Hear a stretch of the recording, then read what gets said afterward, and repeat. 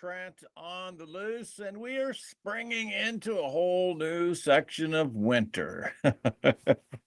The fog days say there's some winter coming. We'll see. I understand that some places may have already gotten a little bit of winter. All right, enough of that. So I made it very well known for the past 24 years. My entry into the media business has been about keeping the animal rights community in check. The amount of money that was amassed to end the ownership, not only of animals, it was never about the animal.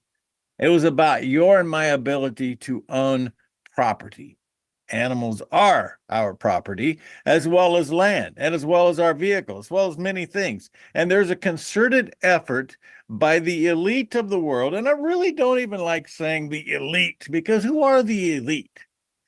There are a few people who continue to control what you and I do. And property rights is at the core of that. The erosion of property rights has reached a whole new plateau.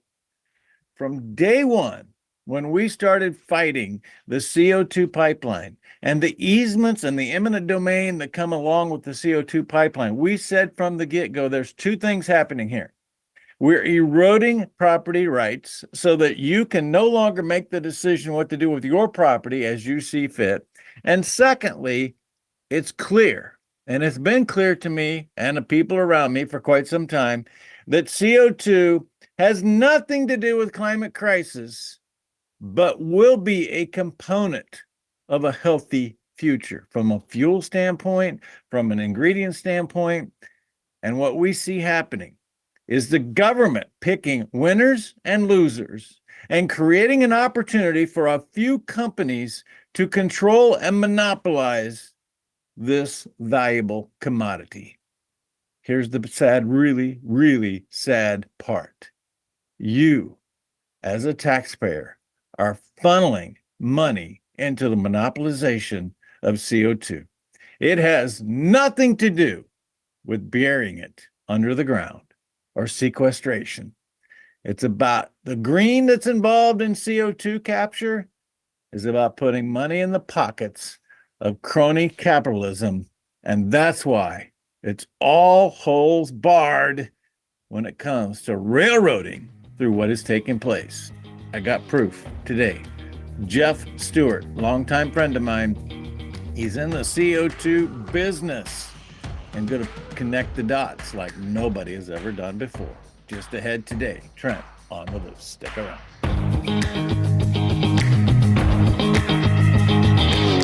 Folks, when it comes to crop protection, you need equipment and technology you can count on. The Apache sprayer accomplishes all of that, but you need something else, a service counter and a group of people that'll help you when you need it. Simpson Farm Enterprises at simpsonfarm.com and High Plains Apache from Mandan. They have the service, they have the equipment. All they need is your confidence. Online, simpsonfarm.com or highplainsapache.com. At OLS Tubs, we focus on quality ingredients to create premium, low-consumption supplements that save producers time and money. Our customers see increased profits through better conception rates, heavier winning weights, and less time and money spent on doctoring herds. OLS formulas focus on highly bioavailable trace minerals and vitamins, as well as key ingredients to improve immune response, colostrum quality, and feed conversion. Our exclusive formula propels your livestock to their full genetic potential. This is why we confidently say OLS Tubs are simply the best. In the heart of North Dakota lies a beautiful community to live, work, and play. Beulah is surrounded by nature and just minutes from Lake Sakakawea and all that it offers. The possibilities for fun and relaxation here are boundless. It's the perfect place to find a fulfilling career, epic adventures, and a welcoming community. Life here is legendary. Plan your visit today and see what you're missing. Are you looking for something special or one of a kind? At Bassett Motors, we can help you find exactly what you want.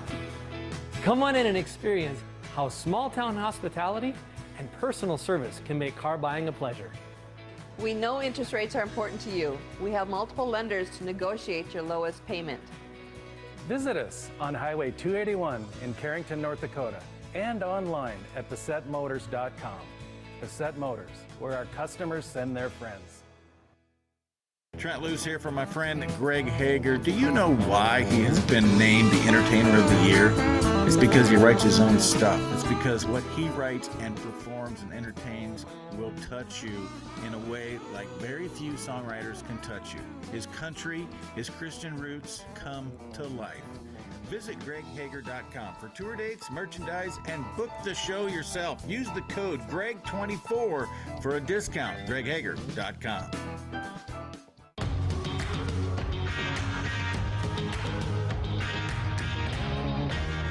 Welcome back, y'all. It's Trent on the Loose, longtime friend Jeff Stewart. What are you sitting in a skid steer? What are you doing, Jeff? Well, I'm sitting in my pickup. I spend most of my life in this thing, so I'm kind of comfortable here. You know what? I understand and can empathize with that feeling. You know, I drive 8,000 miles a month. I don't want to embellish. Only 8,000 miles a month. That's a lot of miles. Yeah. And you drive that many, but you don't leave the oil field. Is that a true story? It is. Yeah. We work from North Dakota all the way down through Texas, New Mexico, Oklahoma. Yep.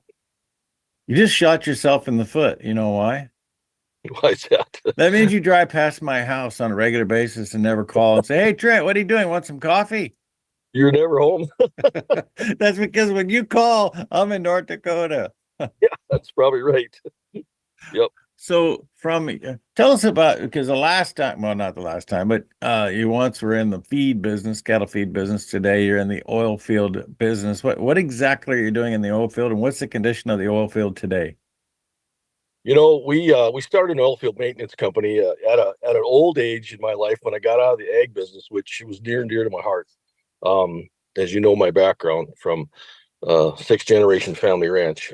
So I have a pretty good understanding of that whole nature. But I got in the oil field business because my son got me into it, and we have a maintenance company. I started working for another company as their business development manager and realized that there was some changes that needed to be made, and most of these companies don't want to listen to their customers. So we started our own company. It was a pretty big undertaking at my age. And so we clean radiators with dry ice machines. It's a pretty technical operation, but the training is very intense, and our guys are really good at what they do. So we started doing that, and we also change oil. We designed our own oil changing skids. Most of these companies will spend $500,000 to $1 million on an oil changing unit. And we built our own from scratch, and we can change about 9 at a setting, and all we do is change the oil totes, take off the old, put on the new. And so it's pretty unique. We have a small footprint, and we've been able to accommodate timing and cost to our customers, which has been really vital. The oil field itself right now, with all that's going on, the merging and the buyouts and all the different things, is pretty healthy. There's a lot coming down the road that I will probably never understand, but there's some real big opportunities. And even though the political side of things is probably not real favorable, they're still pushing forward and moving forward. So, you know, we constantly hear buzz, and every day we talk about the end of the fossil fuel business, which, by the way, I no longer believe is a fossil fuel. That's beside the point. And yet, when you get in the oil field, and I was just in Dunn County last week talking to people who have a contract in the oil field themselves for a different area, not maintenance, but there continues to be a buzz and a thriving that's happening in the oil patch from North Dakota to Texas that seems to be completely isolated with all of the noise that we hear on a regular basis. You feel like that's accurate? you know, yeah, there's always going to be a buzz, but I try to keep my ear to the ground and trying to find out what's really happening. But you can really gauge a lot what's going on by frac companies. Mhm. The contracts, these guys have got contracts going on like you wouldn't believe, and so it's the work is getting more and more intense. And so I don't see any. I mean, other than pricing, which they're trying to mess with, but Right. these big oil companies, they don't want $120 oil. They want this, $50, $60 oil, because then it's good for everybody. Everybody can make some money, and it's pretty stable. So with the contracts that I'm hearing from the different companies, we're on 8 different vendor lists of big frac companies, and so they're all very, very positive on what's happening. So Why did gas prices jump up 30 cents this week? It's all relative to what's going on overseas and political. That's about all I can tell you, Trent. I don't have a magic wand or perfect answer for that. But Well, I have friends who are in the oil distribution and gas distribution business, and I noticed this week in my little circle, I haven't left the state this week, but gas was 3.14 Sunday morning. Monday morning it's 3.49. Diesel did not change, but gas jumped 30 cents. So I called a friend of mine who distributes gas in Kansas. He said, I have no idea. Nobody said anything. It just went up. Yeah, you just never know. I think I really believe that it has to do with the purchasing power and what's coming out. They've got X amount of costs in a certain amount of production.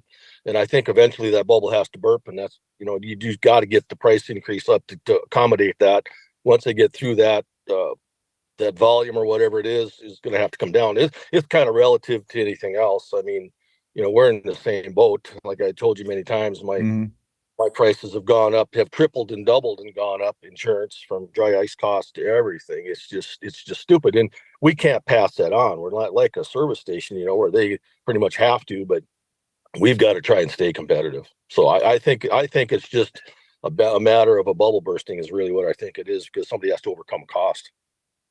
Well, Jeff, what's most frustrating, and I wish that every American understood this, we do not need to rely on 1 pound, gallon, barrel of imported energy in any way, shape, or form. We have all of the energy we need right here at home to be energy independent.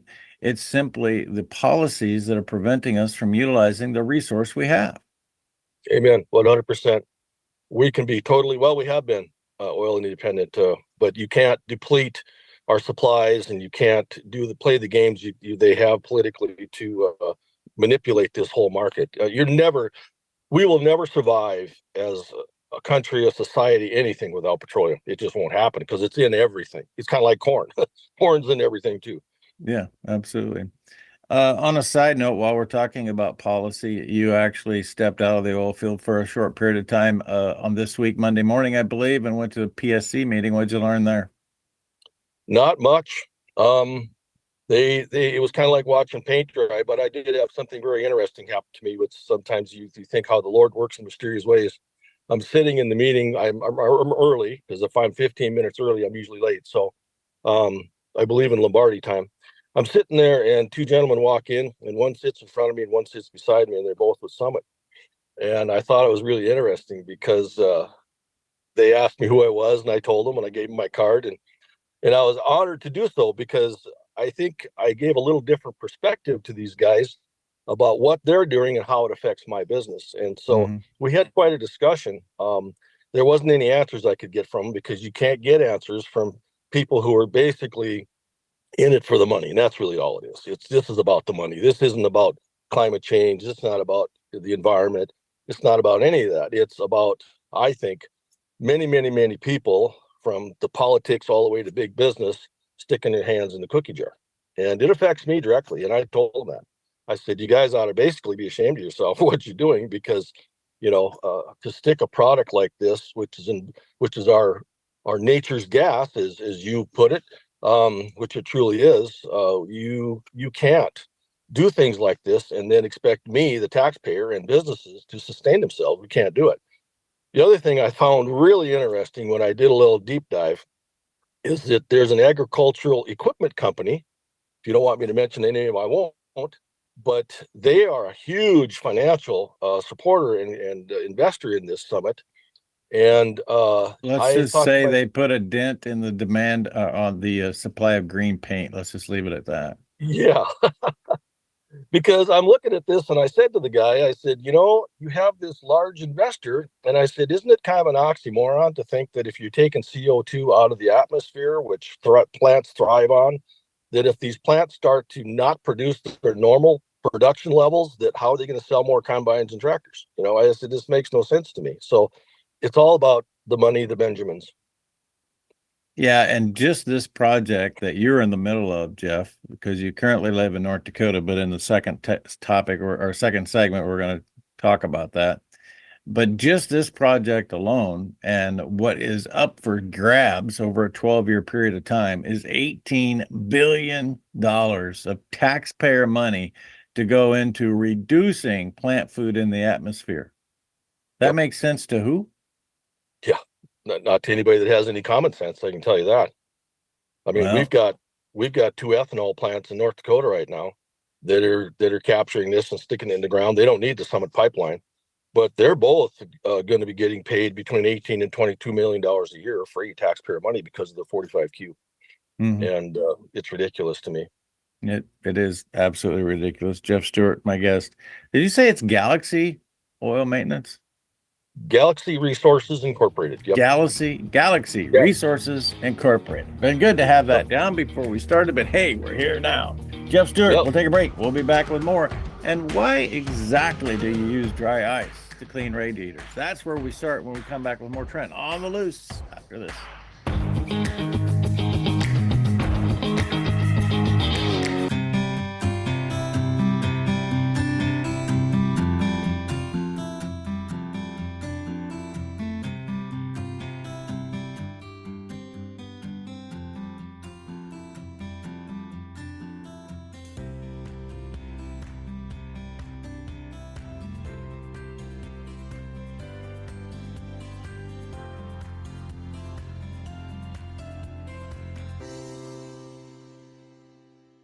Hello and welcome to the MHA Interpretive Center. It's the perfect stop along the Lewis and Clark Trail and the cultural hub of the Mandan, Hidatsa, and Arikara Nation. Nestled along the shores of Lake Sagagawea in Newtown, North Dakota, 1 mile west of the Four Bears Casino. You can enjoy amphitheater performances, art exhibitions, and educational workshops utilizing our living cultural center. Enjoy some coffee, browse our gift shop, and learn about the original people of this land. Learn more at mhanation.com/interpretive center. People get sick for 2 reasons and 2 reasons only. Your body's missing something that it needs, or it's exposed to something that it doesn't need. So if you supplement what the body's missing, the body fixes itself. If you remove from the body toxins that are interfering with the body's doing what it's normally designed to do, then the body heals itself. It's really that simple. NO2U, that's nitric oxide, NO, number 2, letter U.com, and you put Trent as coupon code, you don't pay any shipping. Base Fluke Trailers of Dickinson is a family-owned dealer with expert staff that know their products front to back. We stock over 150 units of all types and can custom order a trailer with the unique features and capabilities you require for brands you can trust. Our experienced service team is the reason we're also the best place to have your trailer customized or repaired. Count on Base Fluke Trailers of Dickinson to keep you hauling.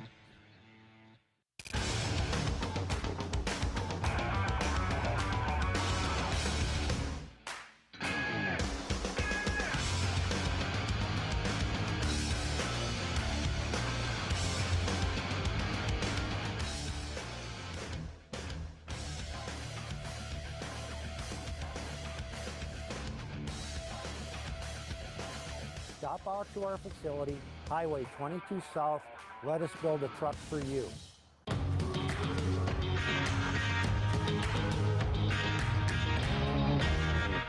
Welcome back. Trent on the Loose. Jeff Stewart. He's contained. He's in this pickup until all the radiators in the Bakken to Midland, Texas are clean. All right. Dry ice. How do you make dry ice? Well, dry ice is made out of CO2, and it's kind of a funny thing. I've learned a lot about it since we started using it about 8 years ago. And they compress it, they drop it to a certain temperature, and then they compress it. And it comes out of all these stacks and these air quality containment companies. When they pull CO2 out of the atmosphere or out of the stacks, it comes out at 95.6% pure. And that still has gases in it that can be highly combustible. And so I had one of my first suppliers, when they started using dry ice, while he was compressing it, and his machinery was down about every 2 weeks. And I kept saying, what in the world is going on? Well, here they were trying to use 95.6%. And so he was literally blowing up his equipment. And so when they finally started to clean it and process it and got it to 99.9, which is food grade, then they didn't have any problems. And the quality of the product was really nice. Typically, we use the compressed dry ice. It turns into a block and it's 109 degrees below zero. That's the temperature of that ice, so it's pretty cold. When we use it, we have a specific machine that we use. It's cold jet machine, and it shaves this block of ice, so it's kind of like a snow cone. So it shaves it, and then we run at about 125 psi, and we clean the radiators with that. And when it hits a surface, well, it literally extracts. It doesn't pressure in; it extracts, and it hits that. And I could literally go to it pulls all this, the frac sand and oil and so forth off that radiator. So we clean the bottom and we clean the top. When we're done, it's kind of like a new radiator because it literally will take off the corrosion and all that kind of stuff. And it won't hurt the fins or anything on the radiator. Now, these are $100,000 radiators, so you really got to know what you're doing. I've never replaced one, thank God, but we found a lot of faulty ones. I kind of wish you wouldn't have said that on my program. Yeah, right? So I'll get a call from you next week. Trent, I'm never talking to you again. Yep. No, I mean, there are compromised radiators, and we find them right away. And so our customers appreciate that. We document everything. Believe me, you have to. We probably keep the most accurate, and I'm not saying this as a joke. It's a fact. I know for a fact that we keep probably more accurate records than anybody in the field that does this. We can tell you what radiator we touched 8 years ago and who did it and the timing and everything. So we do that quite extensively. The product itself comes in pellets, blocks, whatever application you want to use it for, and it's an amazing product. They've been using it on artifacts for 40 years, cleaning artifacts, expensive books, and things of that nature. So, And you tell me that you're thinking about relocating for a certain reason. Yeah, we started a project 2 years ago. It was a big undertaking. It was roughly going to be around $20 million project that we were looking at to build in North Dakota. Because our pricing, when they started sticking CO2 in the ground, why the pricing went from 17 cents a pound to 70 cents a pound. So that's pretty dramatic in my field. And you use quite a bit, about 200 pounds per radiator. And we used about 125 ton last year. We'll triple that this year. So we looked at a project in North Dakota to build our own processing plant, and we were going to make a variety of products because there's about 7 different categories that you can use dry ice with, or CO2 with, I should say. You can go in the food industry, you can go to the water purification plants. They're using it in plastics and foams, sunglasses, clothing, accessories, furniture. I mean, all kinds of fuel. They're adding hydrogen to it now, making a methane fuel. So there's a variety of different things that this product can be used in. And that's what upsets me so much, is because when they start sticking it in the ground, it shut my project down. So I shut the project down. And I literally told Summit that. I said, you guys. Hold up for a second, Jeff. We're going to come back to you shutting a project down. I'm doing math in my head. Sometimes I struggle, sometimes I'm okay. So theoretically, Summit is getting the CO2, whatever the arrangement is with the ethanol plant or the coal plant, I don't care. And they're putting in a pipeline, and they're supposedly putting it under Oliver and Mercer County, which I still to this day doubt is going to happen. But this is what they're telling us is going to happen. And they're going to put it 1.5 miles deep under Oliver and Mercer County, and they're going to get paid thanks to the 45Q plus the Use It Act and everything that happened all since 2008 to pay Summit $85 a metric ton. Correct? I don't know what Summit's going to get because they won't disclose that. But I do know that's what the available tax credit through the Inflation Reduction Act, the Use It Act, and the 45Q says it is. Yes, $85 if you pull it off a stack, and $180 if you pull it out of the air. Out of the atmosphere. Okay, but at $85 a ton is still 2,000 pounds. Yep. So 85 divided by 2,000 is 4 cents. Yep. 4.2 cents. Yep. And you can't buy it for 17 cents. Nope. You can't buy it for 70 cents. Well, you say you can't afford it at 70 cents, which makes sense to me. Something doesn't add up here, because I've been talking about from day one that this isn't about burying CO2. This is about monopolizing the commodity. And that's exactly what you're saying is happening. Yeah, this is exactly what's happening. I should have clarified. My finished product is 70 cents. I can go to Texas right now and I can buy it for less than a penny a pound. Wow. And I don't know why down there they're not concerned about taking advantage of the 45Q. I don't know why. but I'm in negotiations with a big company right now that's got all the CO2 I could possibly want. These guys up here, I can buy it for 85. I offered them $85. Matter of fact, I offered them $100 a ton, but they don't get the tax credit. So when you can get $20 million a year stuck in your pocket for nothing, who wouldn't take that? Yeah, absolutely. That's what's happening. All right. So I interrupted you. You're shutting down and you're going to Texas. Well, yeah, unless they stop this thing, I have two supplies here in North Dakota that I can buy from if they can't get to the pipeline. I mean, one of them is going to cost them $60 million to put the pipeline in to get to the pipeline. But if you get $20 million a year, it's insignificant. So why wouldn't you put in the pipeline? So I got a real hunch. I mean, you don't think that this thing will happen, but when you got a governor that's in Iowa running for president telling him it's going to happen, I mean, who are you going to believe, So if this thing gets shut down, then absolutely project goes forward. I totally believe that Summit is angling at monopolizing CO2. I do not believe it'll end up a mile and a half deep under earth in Oliver Mercer County.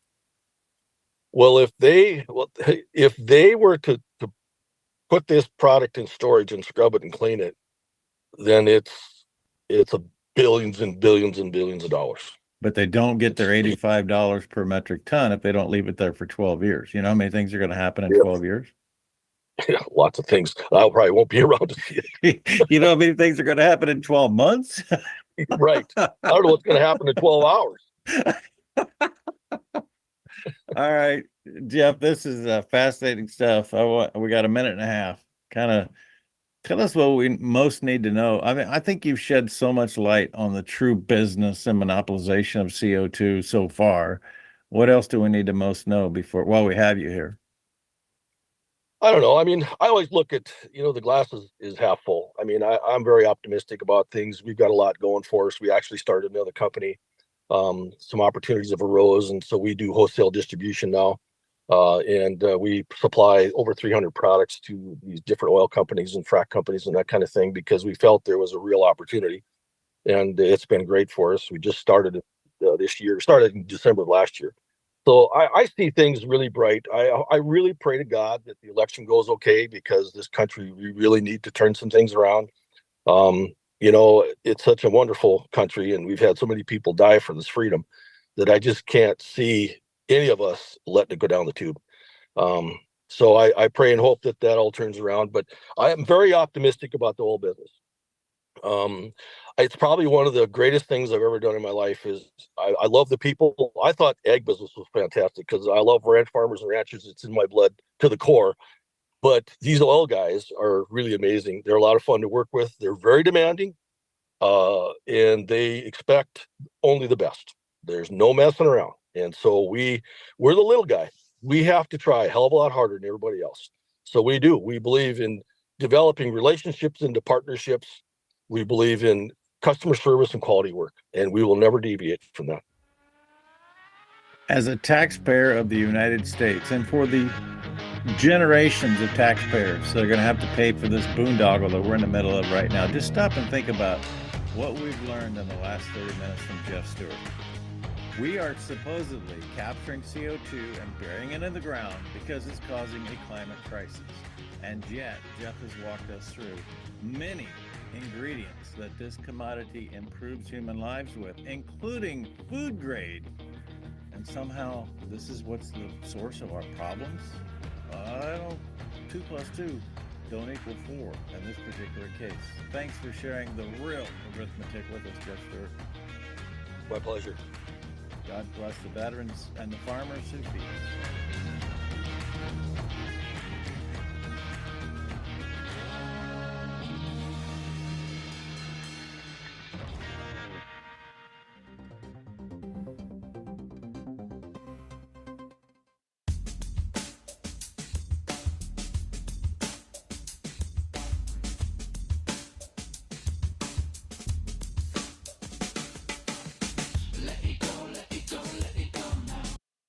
So see these cows here, Trent.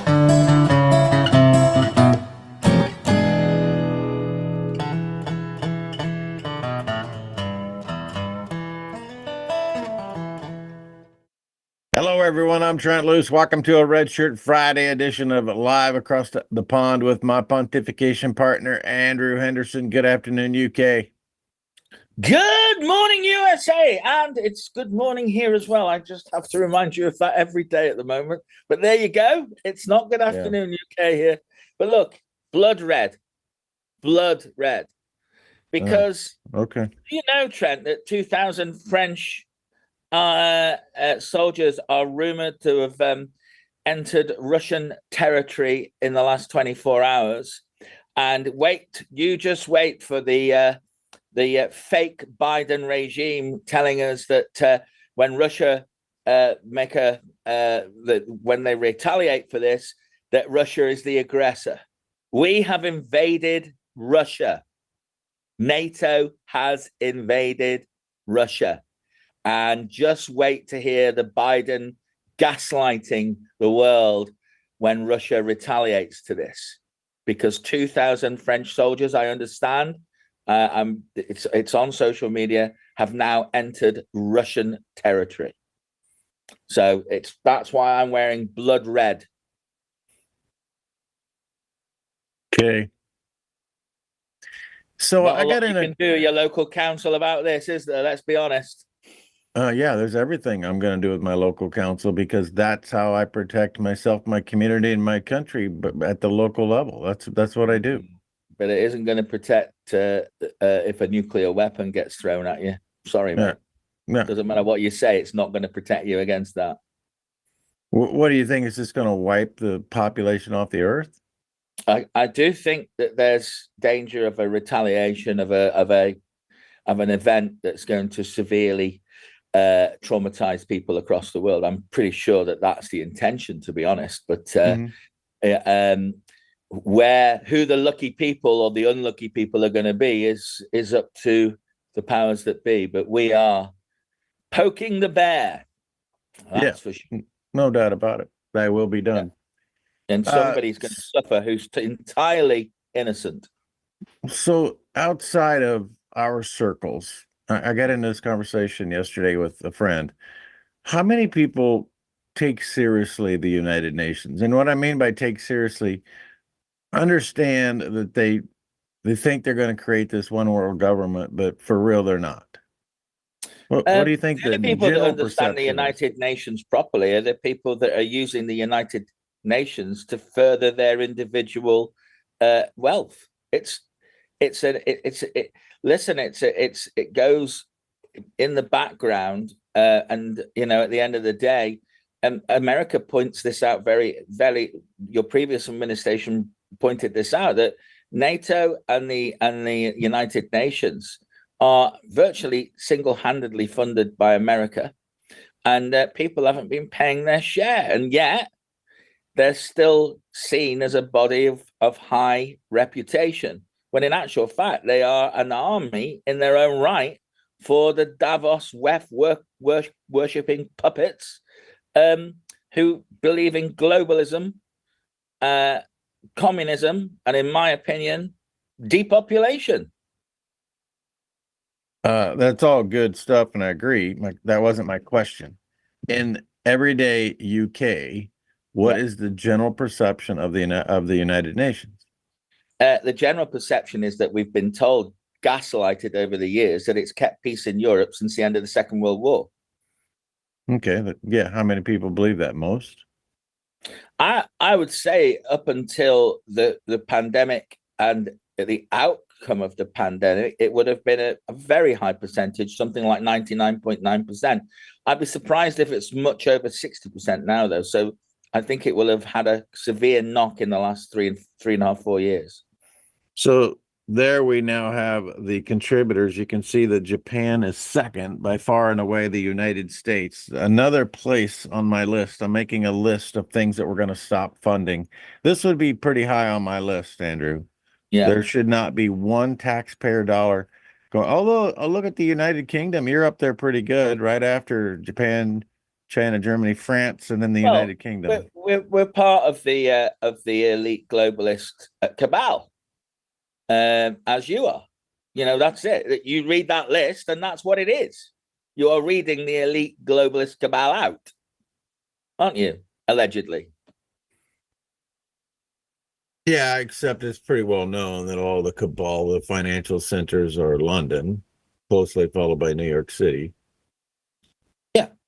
But what I'm trying to say to you is that everything is controlled by those countries, the climate scam, the pandemic, the vaccines. Now, we have some amazing listeners. I woke up in the middle of the night and we have a listener they're all sending me information where California, Arizona, and Texas, the people are standing up against the tyranny of their government, and they're now giving information to your military about the damage that vaccines are given. I got that last night from a lady called Liz Lufrano. Thank you, Liz, if you're listening today.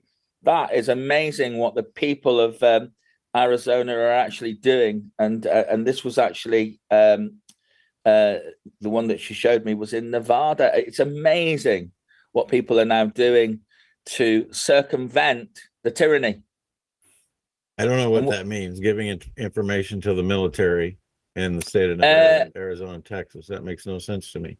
Right. Well, and in this particular video, I haven't sent it to you, but they have found out that the people in charge of their local government haven't taken the required oaths of office, and the sheriffs have not acted on the evidence that they've supplied. And they go through all these different levels of so-called support that the individuals or we the people should have, and they've deduced at the end of it that they had to go direct to the military with the information because basically the way it seemed to me is that the local government in that area was rotten to the core. So there is no avenue of going to the military that is going to come to anybody's aid. The military, quite frankly, has been a leading contributor into mandating a jab killing people.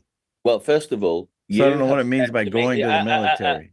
You can't have it both ways, Trent, because you've said to me on numerous occasions that your constitution allows for a militia to rise up against a tyrannical. Absolutely, the militia is not the military. Well, wait a minute. So if they know the right people who believe the same things as them are happening, then it may well be that those are the people that they've targeted with this information. I don't know. But it does look as though that they are getting some traction, because I will send you this bit of information because they seem to be very confident that they are being listened to. Well, California needs to continue to get louder. There's a new spending proposed bill of $80 more million, 80 million with an M, for alternative energy. And Luke, we have a graph showing what's going on currently in California. California has a runaway cost of electricity, now leading the nation. There's 3 total in this bracket of 25 cents per kilowatt hour. And all projections are just going to continue to skyrocket. You can see here the California increase has been 15.1% compared to the rest of the United States at 14.7%. A lot of very rich oligarchs there, and possibly people who have invested in Los Angeles and Hollywood as well. It sounds like that's the old back pocket dollars for the boys that are promoting wind farms and solar panels. What do you think, Trent? That's what it looks like to me. Taxpayer taking from the poor to give to the rich. 100%. That's what it is.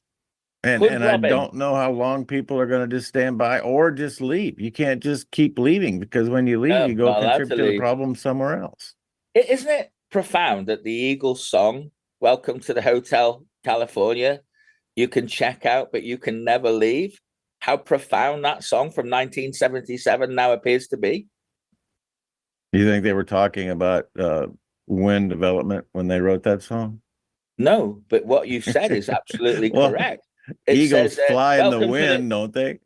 Well, first of all, the Eagles did prophesize a lot of what's happening now. That's the band in their songs.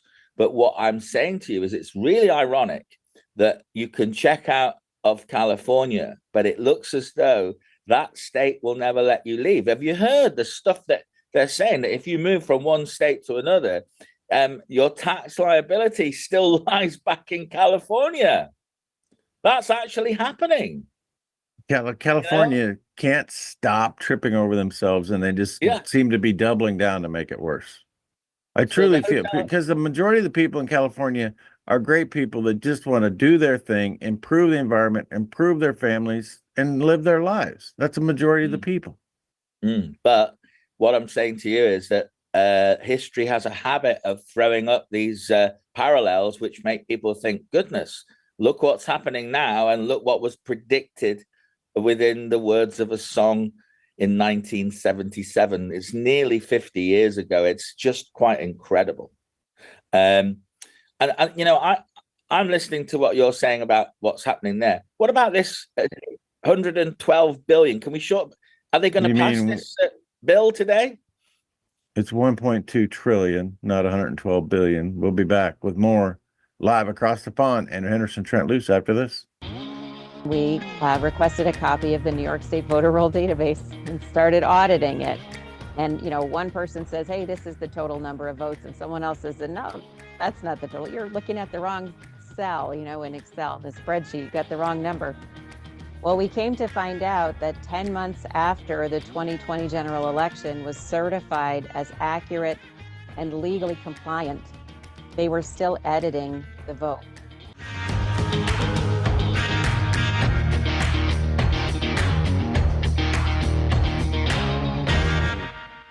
Hello and welcome to the MHA Interpretive Center. It's the perfect stop along the Lewis and Clark Trail and the cultural hub of the Mandan, Hidatsa, and Arikara Nation. Nestled along the shores of Lake Sacagawea in Newtown, North Dakota, 1 mile west of the Four Bears Casino.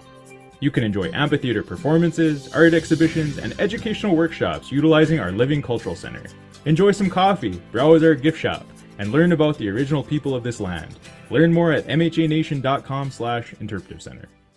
Trent Loos here for my friend Greg Hager. Do you know why he has been named the Entertainer of the Year? It's because he writes his own stuff. It's because what he writes and performs and entertains will touch you in a way like very few songwriters can touch you. His country, his Christian roots come to life. Visit greghager.com for tour dates, merchandise, and book the show yourself. Use the code GREG24 for a discount. greghager.com.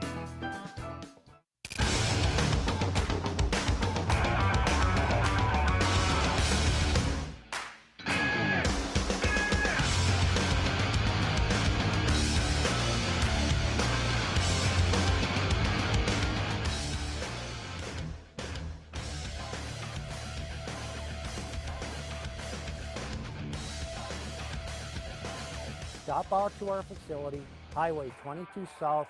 Let us build a truck for you. Base Fluke Trailers of Dickinson is a family-owned dealer with expert staff that know their products front to back. We stock over 150 units of all types and can custom order a trailer with the unique features and capabilities you require for brands you can trust. Our experienced service team is the reason we're also the best place to have your trailer customized or repaired. Count on Base Fluke Trailers of Dickinson to keep you hauling. Are you looking for something special or one of a kind? At Bassett Motors, we can help you find exactly what you want. Come on in and experience how small town hospitality and personal service can make car buying a pleasure. We know interest rates are important to you. We have multiple lenders to negotiate your lowest payment. Visit us on Highway 281 in Carrington, North Dakota, and online at BassettMotors.com. Bassett Motors, where our customers send their friends. Folks, when it comes to crop protection, you need equipment and technology you can count on. The Apache sprayer accomplishes all of that, but you need something else. A service counter and a group of people that'll help you when you need it. Simpson Farm Enterprises at simpsonfarm.com and High Plains Apache from Mandan. They have the service, they have the equipment. All they need is your confidence. Online, simpsonfarm.com or highplainsapache.com. Look, so see these cows here, Trent?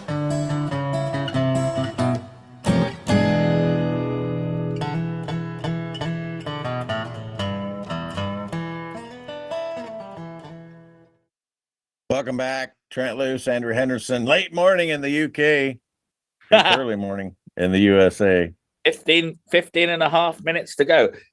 Trent, are you going to pass this 1.2 trillion bill? Do you think I'm sure. Absolutely.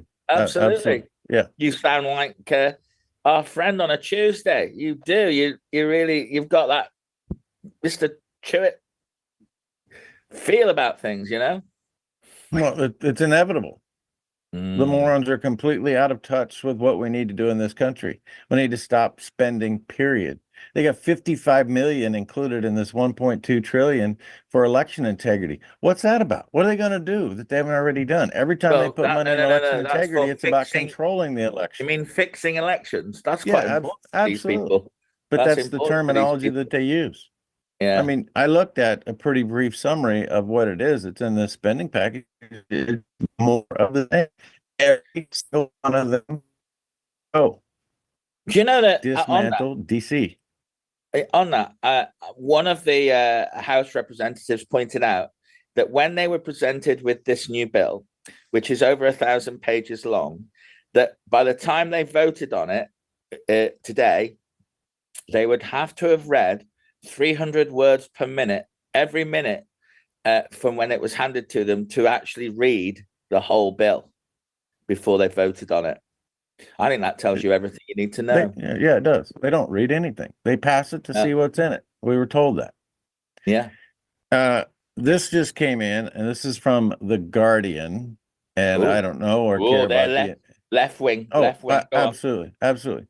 They're walking through, and I'm just going to read the first paragraph because it's telling of the article itself. Each year, extreme temperatures take the lives of 5 million people, while another 400,000 die from climate-related hunger and disease, and scores perish in floods and wildfires. And do you know what causes that, Andrew? Oh, I've got a guess. Climate change? Petroleum companies.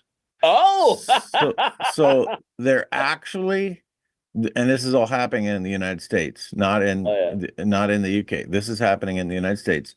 They are investigating and going to law schools, proposing the idea that individuals within petroleum companies should be criminally liable for these deaths related to climate change. Oh, goodness me. Come on. That is actually not a laughing matter, because you remember this is the same judicial system that gave a penalty to the tobacco companies for people making the choice to put a fire stick in their mouth and smoke on it.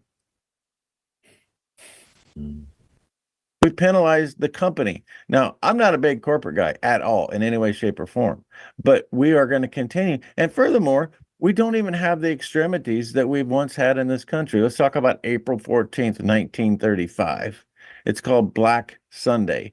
Black Sunday is a representation. The lights, the night lights, well, excuse me, there weren't any lights on in the country. In the city, the night lights were on for 2 days because the dust level was beyond comprehension.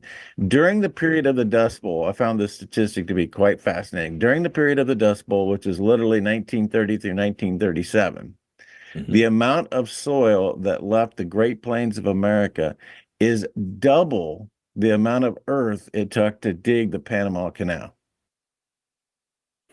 Now, who calculated that, Trent? You know, when you start to think about, I do get very wary of statistics like that.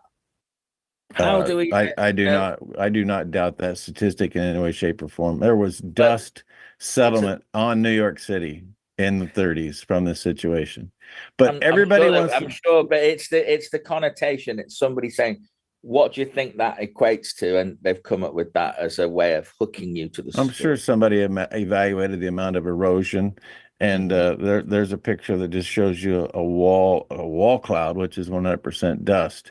But 7,000 people died as a result of the Dust Bowl, and 250,000 people were homeless.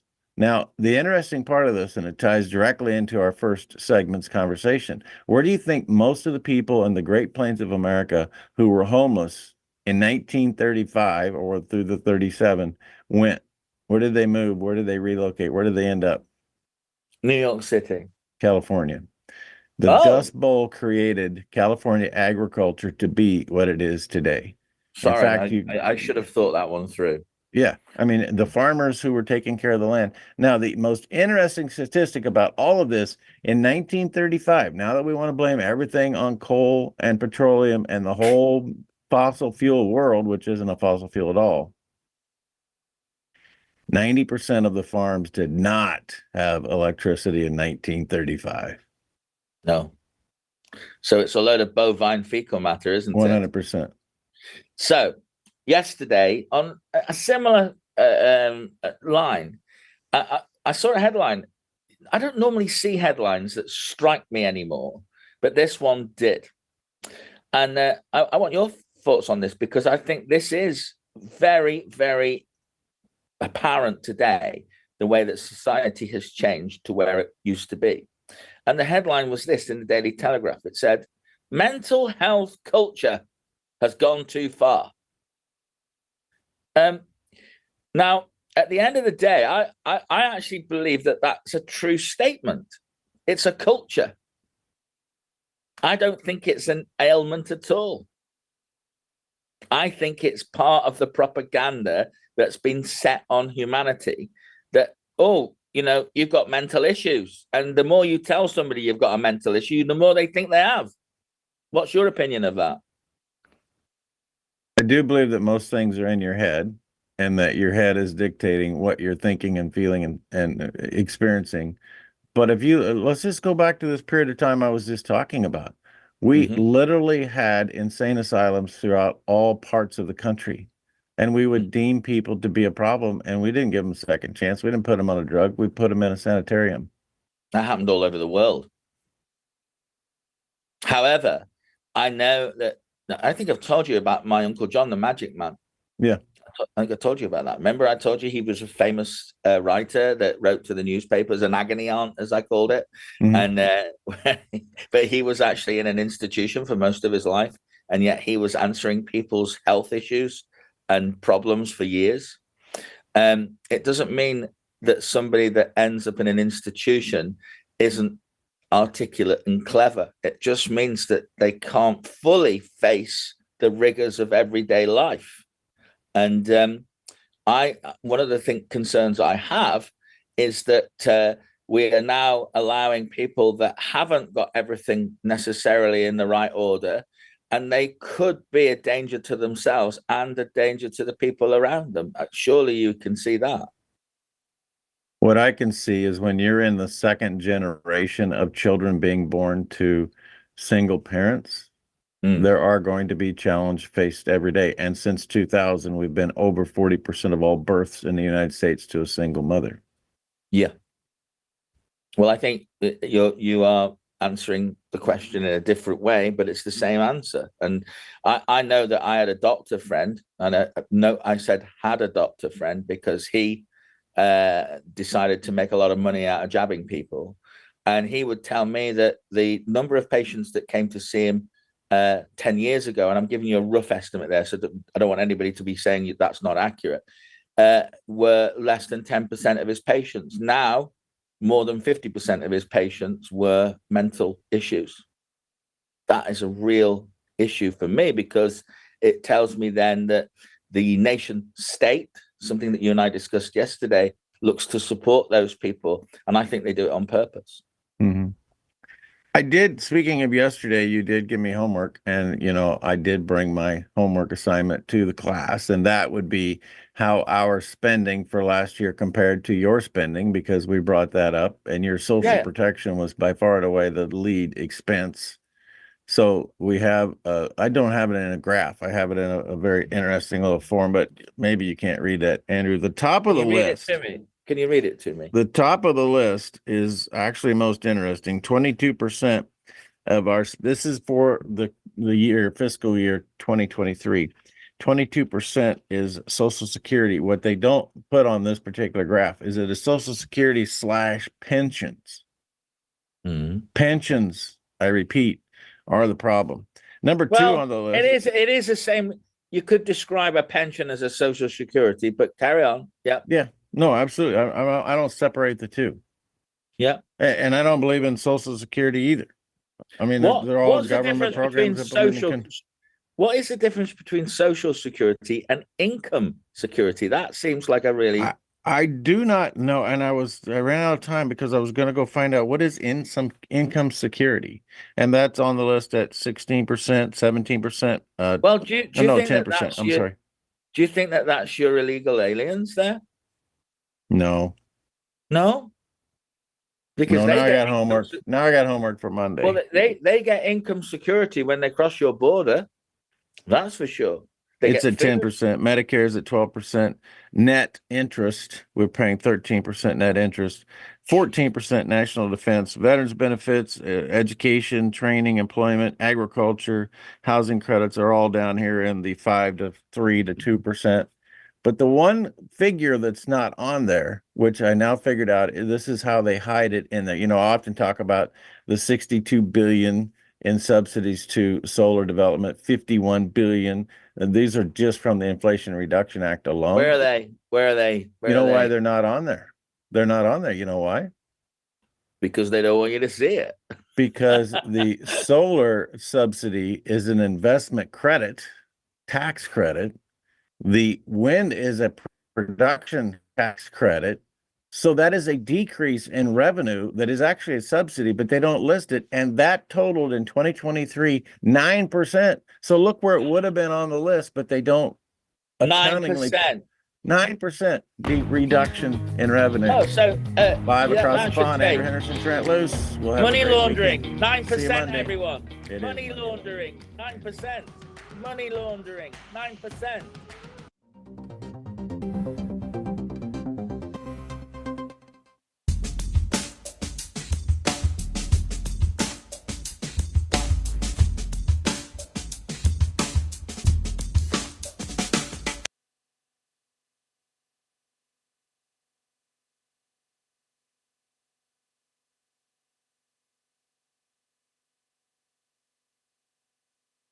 At OLS Tubs, we focus on quality ingredients to create premium, low-consumption supplements that save producers time and money. Our customers see increased profits through better conception rates, heavier winning weights, and less time and money spent on doctoring herds. OLS formulas focus on highly bioavailable trace minerals and vitamins, as well as key ingredients to improve immune response, colostrum quality, and feed conversion. Our exclusive formula propels your livestock to their full genetic potential. This is why we confidently say OLS Tubs are simply the best. People get sick for two reasons and two reasons only. Your body's missing something that it needs, or it's exposed to something that it doesn't need. So if you supplement what the body's missing, the body fixes itself. If you remove from the body toxins that are interfering with the body's doing what it's normally designed to do, then the body heals itself. It's really that simple. NO2U, that's nitric oxide, NO, number 2, letter U.com, and you put Trent as coupon code, you don't pay any shipping. In the heart of North Dakota lies a beautiful community to live, work, and play. Beulah is surrounded by nature and just minutes from Lake Sakakawea and all that it offers. The possibilities for fun and relaxation here are boundless. It's the perfect place to find a fulfilling career, epic adventures, and a welcoming community. Life here is legendary. Plan your visit today and see what you're missing.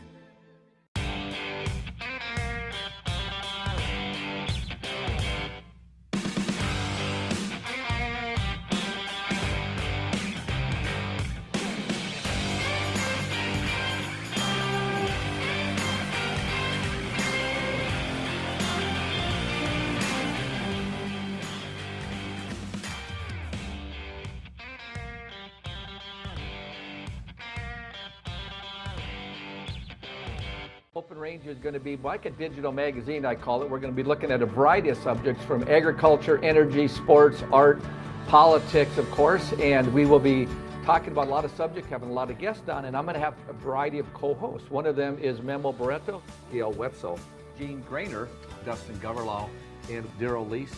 Welcome to Open Range, weeknights at 9 p.m. Central Time on Beck TV.